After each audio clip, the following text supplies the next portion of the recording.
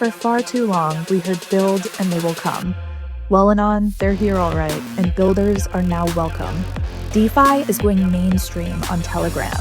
We now declare TAC mainnet open. Fuck the endless onboarding and bridging or installing a new wallet. No need to explain DeFi to your grandpa anymore. He's already on Telegram. And now, so are Curve, Morpho, Euler, Carbon, ZeroLend, and many more. This isn't some janky fork. It's the actual dApps and teams in your chat box with your goddamn alpha groups. It's not just about DeFi dApps. TAC is also expanding the asset class of TON. Every ERC20 token on TAC is mirrored as a JETN, the TON token standard. You can now trade your USDT for yield-bearing versions of Bitcoin and Ethereum. Someone mentioned summoning. Turtle makes the liquidity flow. TAC secures the chain, you stake it, you delegate it, you fucking earn. TAC isn't your average governance token. This native gas token powers every transaction coming from TON users. Don't get caught up in the dump.FUD noise. You wouldn't want to be the exit liquidity for max extractors. Choose wisely. Join TAC as DeFi goes mainstream on Telegram.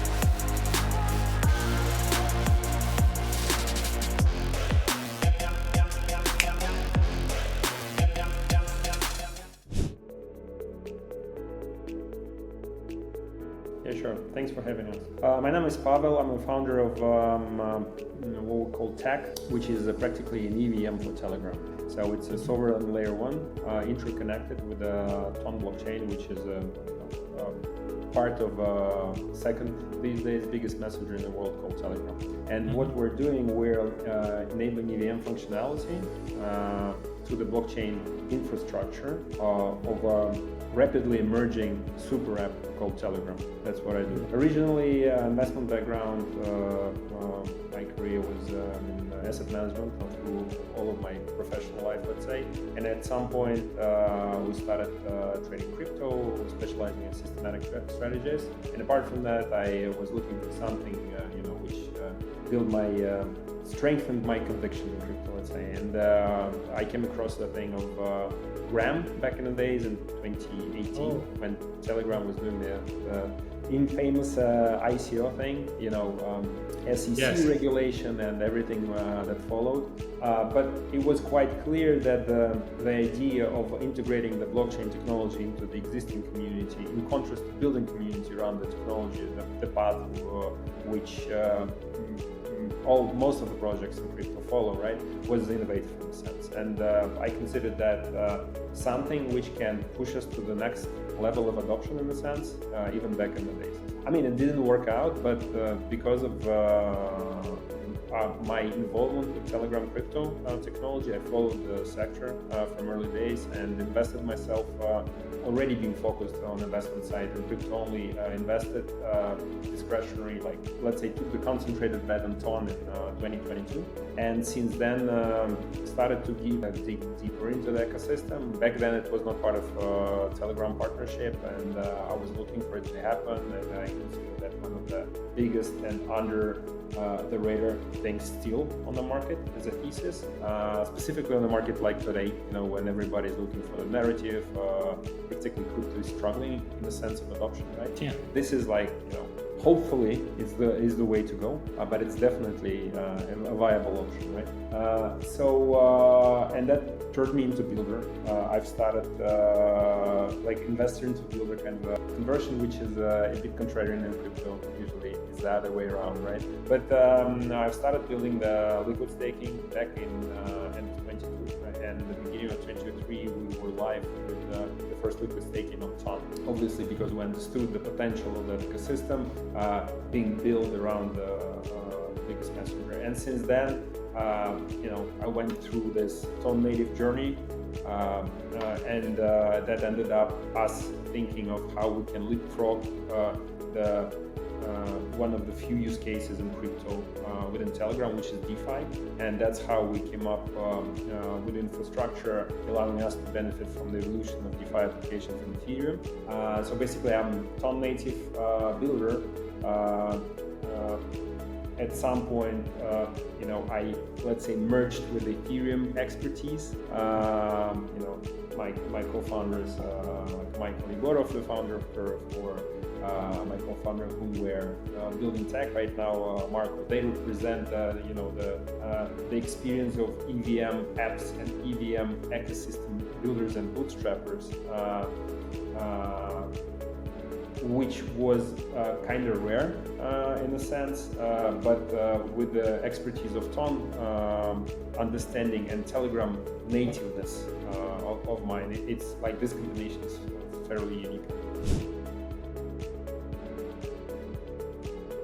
Yeah, so the reason we came up with tech as an infra and as a solution was our natural push towards DeFi. And I'll tell you a story. So setting up and building the liquid staking was intentional and a natural progression of us looking at the nascent ecosystem, betting on the fact that DeFi will pick up, right? So something which is in the middle between infrastructure and app was our focus, and basically we saw the success case and the TVL utility cases for liquid stake tokens, and we progressed in that direction, right? The thing we found out from early days on mainnet with liquid staking is that without DeFi, liquid staking makes zero sense, as investors not having additional return on their LSTs will avoid paying fees for the application which provides liquid staking services and just validates, right? So why would they need liquidity? And that was actually the question I was asked in the early days, like first two whale calls, and they were like, okay, why would we pay you like, those 20% when we do validation ourselves, which costs us fairly nothing in comparison to the amount of tokens we own, and we don't have the utility for that liquid tokens, right? So since first day we were forced to think in terms of what is the utility case for LST, right? So we started digging into that. We decided to pursue the way of building CDP, collateralized debt stablecoin, which will allow people practically to lend against their tons, still ton investments, still earning staking yield, and having LTV of, let's say, 30 to 50% and in something dollar backed, right? So it was not the end solution for the utility, but at least it was something on the way to progressing to DeFi, and understanding that EDT was not even there. So USD backed stable was kind of something the ecosystem needed in a sense. So we started building actually CDP stable on TON, and that's how we met Michael Egorov from Curve. We started implementing the architecture of Curve USD first. It could not have been cloned. I mean, Ethereum architecture, which is a sequential blockchain, differs from the asynchronous blockchain, which TON is. So we had to figure out how to reinvent that, and it takes time and resources, right? So we tried different different models to play out with on architectural level. It came to a conclusion which drove us to TAC, which is a definite solution. But back then we were not even aware of the vast problematic of DeFi, and that not only the difficulties of learning the tech stack, the fancy, fairly new language, not very builders are familiar with, but it's something with time that changes. Like the documentation gets better, the more examples, like people, the builders community is growing, not very fast, but still. The problem is the architecture is different. It's like you have time to redesign applications. You cannot go and clone the existing VM applications. And that, by the way, we later understood that is a key component, as the evolution of applications on EVM happens in quality and fast, and fastest within the DeFi space, as this open source nature of the code allows you to take the experience of past applications with all the breaches, all the security issues solved already, right? Re-audited several times and build on top of it, right? So basically you clone the code, which is there for, 7 years already for some applications. And that actually is the biggest takeaway from the DeFi builders, ecosystem builders perspective, as that makes those blue chip applications worth the risk from the liquidity perspective, right? And as we know, without the liquidity, those applications are dysfunctional. So back in the days, we were struggling with the resources, and we thought that we will take a year to build an application. We better take a year to build an ecosystem, which will allow us to build on top the evolution of the Ethereum DeFi ecosystem, right? Now, having done this, we understand that it's even more complicated because, if we decided to go, native DeFi building journey, we will build this. But since the emergence of the application on mainnet, it would take years for it to be battle tested. So the liquidity is trusted, okay? So the lending market, those, Morphos, others of the world, they even existing in the TVM version on mainnet, it will take time for liquidity to trust them even the local token. So, and that was kind of a thing you get when you start building this, right? So it resulted in this leapfrog architecture of TAC, which allows us practically to onboard EVM applications with them not changing much, deploying seamlessly on other EVM fully compatible layer, but at the same time being accessible by every TON wallet holder. And it's important to understand that TON is the only blockchain integrated into Telegram. And when you say TON wallet, you're practically saying every Telegram user. Maybe the user is not aware of this, but they have the crypto in their pocket, right? So I think you can just, if you know the handle of the person, you can simply send them USDT, TON, BTC right now without them even knowing that the crypto exists. And they will see the message, you've been sent this and that, click here.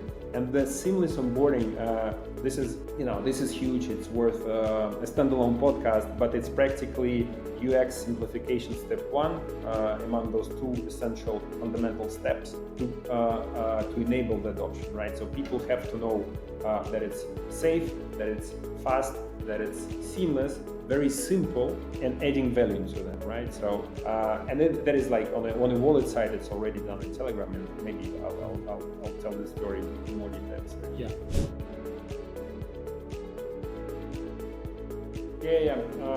So we basically are focusing on three core features of DeFi, which is a swap feature represented by DEXs, which is a money market feature represented by lending protocols, and the yield, which comes out of strategies built on top of this, right? There are LMs, yield aggregators. So we are working with, I believe, like 60 to 70% of top 20 TVL applications right now. And when I say working, that means that they are either deployed already or in the process of deploying. So our early partner, Curve, is live on dev mainnet, as we call it right now. Morpho is being deployed right now. Euler is being deployed right now. So biggest DEXs and money markets will be there from day one, right? And when I say live, that means that they will be functional in TON ecosystem, which means in Telegram practically. They will be seeded with liquidity, which we work on separately, and we're quite successful there with our summoning campaign, still running until mainnet. It accounts for around 750 million these days in USD, BTC, and Ethereum-based assets, locked in the vaults in Ethereum to migrate to TAC mainnet. So this migration will be curated, and curators will seed those blue chip applications with that liquidity, right? It will be coupled with TON as well. So basically, we will blend in TON. So with us being on mainnet in coming weeks, we practically are saying that TON and Telegram ecosystem will have access to not only TON and USD, TON-based and USD assets, but think of TON, BTC, Ethereum based assets coupled with several versions of yield-bearing assets for USD, right? So the variety of assets, not only the functionality, but also the variety and diversity of those assets available for you in the wallet, in a native Telegram wallet, will grow ready. Right. So yeah, this is these are the key features that I mentioned: swap, and, lending and borrowing. There we have, apart from Uniswap and Aave, I think we are working closely with the most. and that actually unlocks the most important part, which is the yield, right? So the yield, and actually that was, coming back to our early LST days, that was the reason we were pushed into this, right? Like, do we have additional yield on LST? No, we don't. Like, what do we do? Let's do CDB stable. Well, and it ended up with TAC, and now when we have, those well-known, trusted, very professional founders and teams building applications, which open up those yields within the ecosystem. For TON, like imagine there was no yield with the depth on TON ever, right?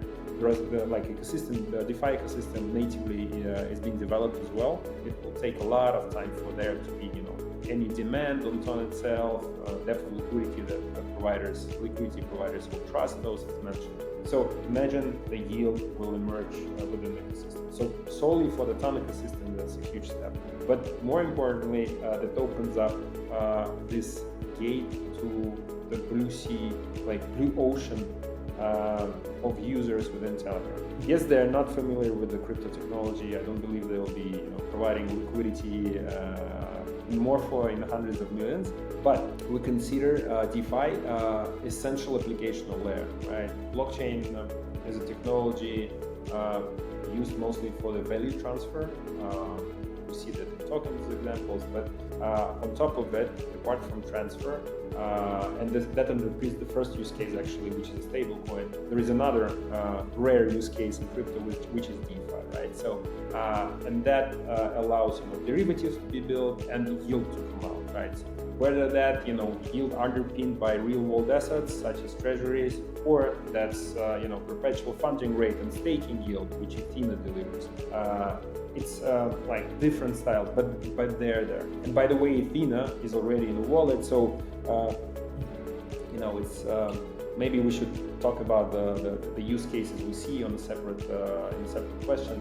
But that's important. So practically, we are underpinning that functionality, and there are two steps of adoption there. So first, that TON ecosystem, which needs that DeFi functionality and the yield, and second is the availability for the consumers to benefit from it. That it does not mean the guarantee of the distribution, obviously, but as we see Telegram going WeChat super app way, we are working on kickstarting that flywheel of builders aware of the fact that this functionality is there, and that they can provide those benefits to the non-crypto users. And we embrace those specifically, whether it's fintech or gamify in a simplified manner, delivering the value of the blockchain technology to the non-crypto users. And that's where actually we see the most of the users coming in.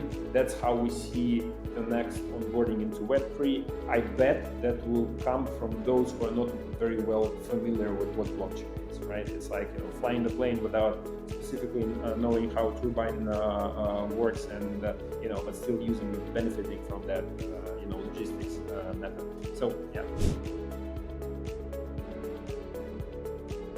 Yeah, so looking at I've been in the industry since 7 years already, and obviously if you pay attention, you see several regions in the world investing, building, thinking, let's say about crypto in broader terms, right? They're different, and US very strong payment-wise economy, but more centric to specific use cases, let's call this lately. Asia, more speculative investment approach, and within the Asian region, we consider that Korea, within our go-to-market community building strategy, it's one of the core regions. The reason for that is a strong awareness of what crypto is, strong demand for quality projects, and strong filter in that regard, and obviously overseen by the regulator. And we're very pro kind of consumer regulation angle, in the sense where all the risks are delivered. Like, probably the worst thing and the best thing which happened on the meme cycle was pom.fun thing, right? So this is like something which highlights the risks for the retail, and obviously that's not the direction the industry would evolve, specifically for something for us who build the infrastructure underpinning the development of the services for the consumers, right? So we think it's very important. The combination of both of the proper regulation and stronger demand for innovational technology makes Korea probably one of the most sought after regions, right? When we started to dig into the region, we understood that the awareness of Telegram, TON, and of course TAC is fairly low, right? So that actually, it's like some people say, like, this is the problem, and we say where there is a problem, there is an opportunity, right? So we believe that we can be the ones delivering to, I'll tell you the ways we will be doing this, to the community and building community around the thesis of, our biggest independent messenger with a blockchain integrated into that. And it's obvious that access to distribution, we started with this, is something which marks TON and Telegram like a standalone case. But an example of super app, WeChat, where a lot of consumer applications were built inside of it, is something not fairly known to outside of the Asia. Builders and people. I always provide that example. At Hong Kong, I went to Animoca brand's office, and exiting the office, there was a vending machine. And I've, with an application, I called the car, I don't know if it was an Uber or something, and I was waiting for the car, and I got thirsty, and I wanted to buy a bottle of water, right? So I took out, I have my Apple Pay, I took out my card, just trying to address the thirstiness issue, ordering in a bottle. I couldn't pay. There was only QR code option, right? It's Alipay, which was something else. And I left without the water, and I was like, Jesus, like it's 2024 was back then, and I was like, I cannot get a bottle of water because I am not using the application, which obviously this region is so much deep into that even the vending machines don't have the classic option, credit card option, right? So, and that was like the moment I personally got the point that Asian region is very well aware how that's happening on the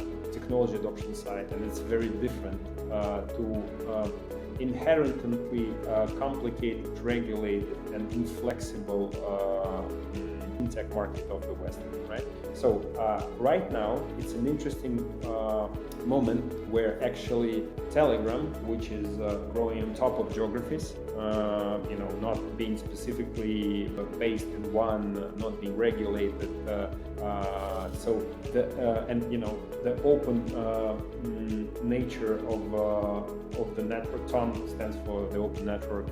Telegram, spreading this concept of open communication, not limited by anything. Together, they basically are the first case of a global super app underpinned by blockchain tech, right?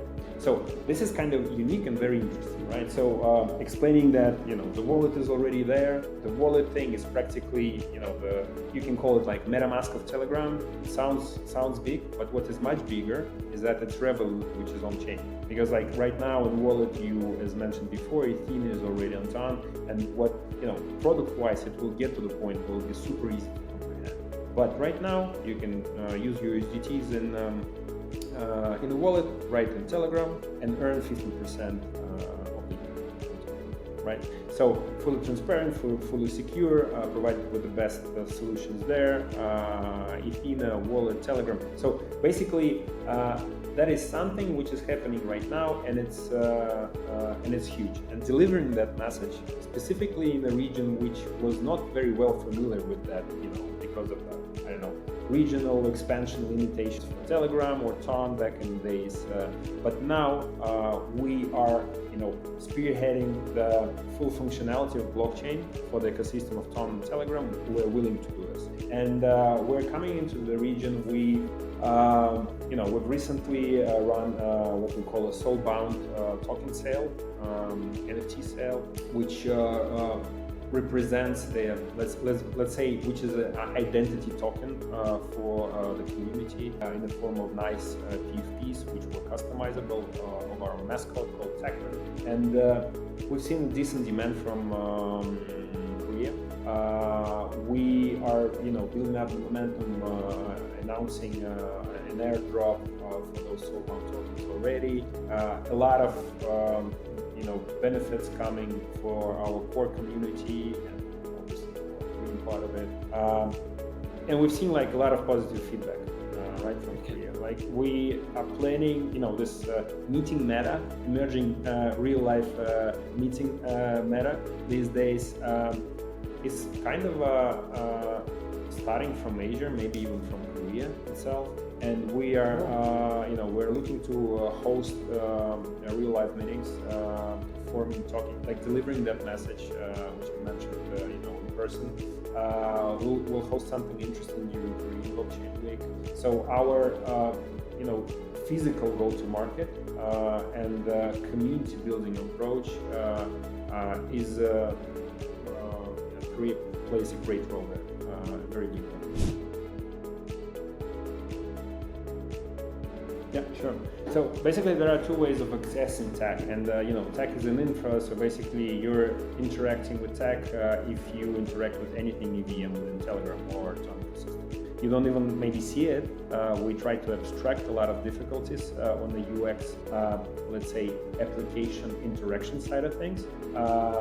But we, from the user's perspective, if you're on TON or in Telegram, you just open the curve and you just swap TON to it. That's it. You don't just, just the application teammates already they're live within Telegram. Teammate, what we call it, Telegram mini app. You just launch it, connect your wallet. Several steps are simplified by us. That means that, for example, you will not need to sign transaction to authorize the swap pool because of architecture we've designed. It's all abstracted away. So basically, all you have to do to choose an asset you have in your wallet, choose the one you want to swap to, push swap, sign a transaction. That's it. You will end up with an asset in your token wallet. So from user perspective, is much simpler actually than even using the regional application, because we can allow ourselves, because of the infra, to abstract in-app difficulties if they are there. Of course, you don't have to be aware of cross-chain messaging. Of course, you don't have to be aware of asset and bridging concepts. It's all been taken care by TAC part, which is called TON adapter, right? One of the core modules, along with the layer 1 layer. So from the builder, or let's say you're a founder of a fairly successful DEX on any EVM layer, right? And you're looking into the future, asking yourself where your users are coming from, right? So you have two options. Search for the blockchain which has biggest user base as of now, usually kind of crowded with the EVM builders as yours, and probably you're not the founder of Uniswap, right? So you kind of be struggling and competing for the users. You'll be competing for the crypto users. Crypto users in the previous cycle called Degen community is very expensive to acquire. Attention of the crypto community counts in dollars and in high numbers of that. So basically the amount of the incentive would dictate how long they will use your application. And because of the large amount of applications, they will migrate from one to another, what we call mercenary, right? So this is option number one. There's option number two, to find an alternative.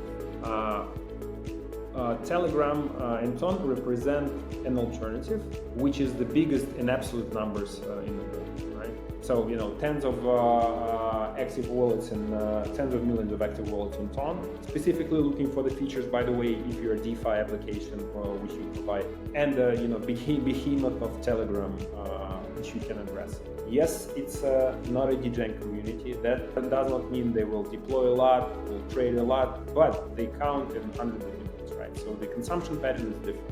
You probably should start thinking about how you iterate on your product and what's actually the product and benefit those. But for you to get access to the distribution, which is step one, along with this product changes, right, is to deploy on TAC. And that's probably the only way you can access Telegram these days. But the ease of the deployment is, it's fairly easy to do this. So you use the same code, you deploy on TAC. Our team helps you to complement that application with a set of smart, what we call proxy smart contracts, which on EVM side allows you to interact with TON adapter, and TON SDK, which helps you interact with the TON wallet. So practically deploying on TAC, same code, using the existing proxy, or building a proxy on EVM side, which complements your application for the logistics of things, to be able to use TON adapter. That's all you're facing in terms of deployment. That's why, we've seen apps being deployed in 10 days. It's same deployment plus the proxy thing, which fairly easy using your familiar Solidity stack, right? So we have within the team, basically we have an adoption part of the team who's helping builders to go through that. We're always working on documentation to make it more self-evident. By the end of the year, hopefully, we will end up where you will basically will link your GitHub, and you will get automatically generated smart contracts in a sense. Oh. So we are on the road to simplify it to the max, so the deployment is easy. Now the upsides of this are, as mentioned, fairly straightforward, right? It's access to distribution.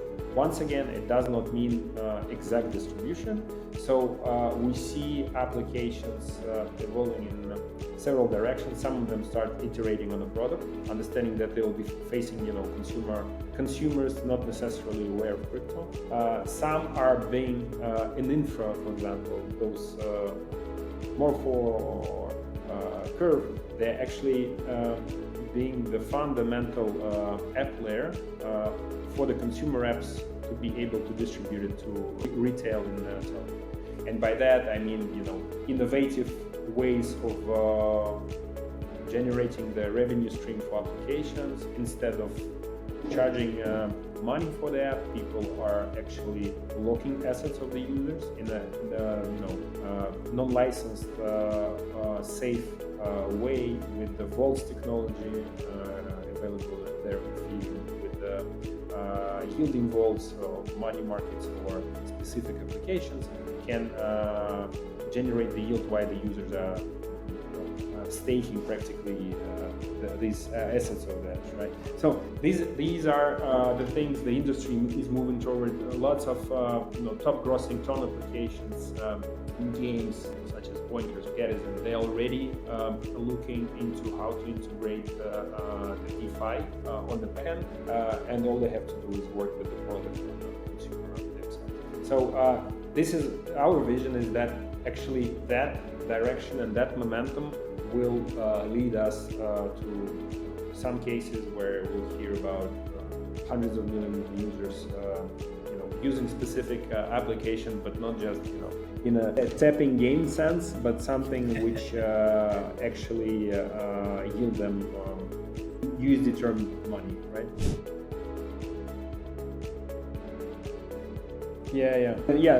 By the way, Notcoin is a very good example where same builders family, let's say, part of top portfolio companies, and Sasha knows about social engagement so much. And I mean, Notcoin was an innovative approach on top of which those tapping mania emerged. Yes. I think the mechanics was interesting, but obviously it's not the use case, right? So we will see the proper usage of that mechanics to engage users to get something as a benefit out of it for themselves and for the industry. So the way I'm looking at the adoption cases from the infra perspective, right? So first, we have to have the full functionality of blockchain. The full functionality of blockchain means at least DeFi. And when you say DeFi, it's Ethereum. That's why TAC, that's why EVM compatibility. So on the way there is a very important part, which is UX, right? An experience of the user while interacting with the application in my understanding, is a core blocker right now. So technology is functional, applications and use cases are there, let's say DeFi. Liquidity is there, but the UX, it's horrible. Like it is tolerable by only TON native people, only for the reason they're TON native, right? So it's like FUBU. For us, by us build something, when the product is driven by engineer team, and that's the culture of crypto, you end up with something where you have to sign like 10 transactions to do a simple swap, right? It like makes zero sense to the reasonable consumer. Like imagine there is an industry right now in Web2 consumer product space where people are thinking in terms of whether to position the button on the upper right corner or on a left or right corner. And the conversion differs in orders of magnitude depending on this factor, right? We are from the industry where you're backing up your wallet is a nightmare for the first comer. Using an application specifically on some other chain, this is something which would take you few days to study if you're deeper into that. This is a no-go, right? So in short, UX simplification, that's what is essential for the industry. And over there, what has been done by wallet within Telegram, it's a huge step forward. That's actually I frame it as two pillars on top of which potential adoption lies. First one is the UX simplification step one. That's the onboarding and wallet functionality. So that has been done, right? So crypto is in every pocket already, for the Telegram users. Like it should be, promoted on Times Square in New York for several years already, right? So now is the next UX simplification step. We contribute to this and we designed the architecture to be able to contribute to that UX simplification in the sense that not only we provide the functionality, but we allow the user to connect to the application, abstract all the cross-chain messaging bridging difficulties away from it. More to that, I've mentioned even some complexities within the application, which are the standard of smart contract integrations for the cryptosphere. We can abstract that away as well. So these are at least what is required from our understanding to make that potentially happen, right? And it is the biggest hurdle, and that's why we're working hard to contribute to that. And I usually, on the investment part of my talks, I usually start saying that we're purpose-built. And purpose-built is a very deep, actually, philosophical thing. I can go for an hour just on that. But in our case, it's we work on interoperability of only one blockchain, which is called TON, right? We're working on specific product market fit case, which is DeFi. That's why focusing on onboarding these applications on our layer. And we're working to power that. This is a tech availability for TON. These are the apps we consider forming the fundamental layer of DeFi apps, and liquidity, which makes this to those three fused, integrated in Telegram with the help of TON, makes the actual wide access to the distribution, which will potentially emerge. So when I say purpose-built, I'm saying that we're focused on only these three things. Interoperability, we don't want to, I believe that lack of focus, trying to build something for the greater good, aggregating liquidity, interoperability for all blockchains, that moves you far from the result, right? So that's why we're focused on only one blockchain, and we believe it's so huge that it's more than enough for any infra, to be involved there. And it should be taken into account that we're doing that in a non-parasitic way, in a sense, because we're ourselves were born from within the TON ecosystem. That's why we're not a layer 2, right? So that's why we're not dragging out the user, asking him to install the wallet. That's why we're not forcing them to bridge the liquidity. More to that, we add that liquidity to the user base. So all of the users of ours are on top. So we are not pumping the vanity metrics of see our socials or see our testnet numbers. That doesn't make any sense. That's the meat of previous cycles where you were trying to impress investors or exchanges with these numbers. We're saying see the applications on our side and see the liquidity, because all the users are already there. So that's why our token utility is very precise, and the security issue that we can stake and provide security to the layer of ours, the commission part, which is shared obviously with the staking. So it's not like a government application or token kind of looking just for liquidity. It's very user-centric, functionality-driven for access to that super app Telegram blockchain. Yeah, so for us, it's practically delivering the product. We've been working on that for almost a year. We are phasing out our mainnet launch, so right now in phase 1, which is a dev mainnet, so practically the infra applications have been deployed, Curve is deployed already, a bunch of DeFi applications, including Morpho and Polar, as I mentioned, have been deployed. So by the time we're on mainnet, these applications are there already. And we're coming, like the phase 2, which is a public mainnet launch, will correspond with the listing, and it's coming in the next few weeks. So for us, obviously, that's a push, for the liquidity to come to migrate from Ethereum mainnet. It's waiting for the migration to TAC to come in, for the applications to be there, for the application to be filled with those liquidity, for it to be available from day one for the user to actually utilize these features we enable.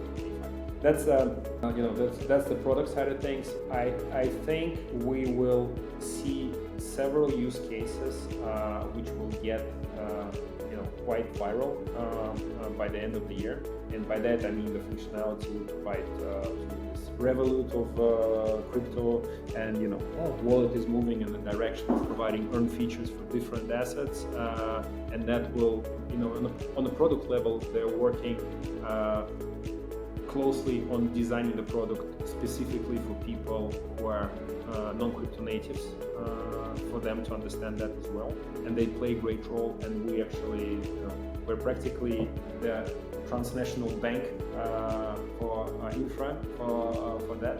So it's interesting. Maybe the DEXs.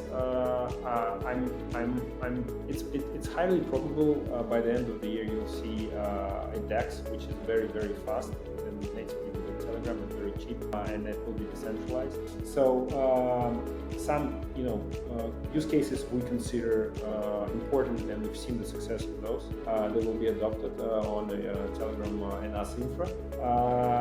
But apart from that, obviously we're looking to see a lot of consumer applications. So these are kind of it's not a milestone, but it's a vision that timing-wise by the end of the year we'll see some examples of that being adopted.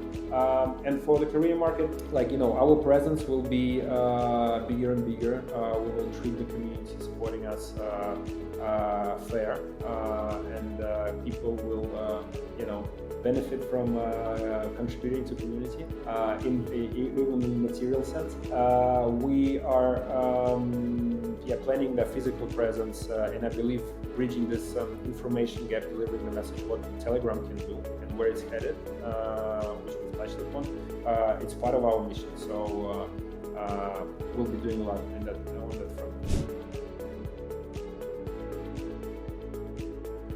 Listen, I'm excited to get deeper into the region. I'll be visiting personally our next in-real-life meeting, and I will be happy, to deliver that in person to all of you.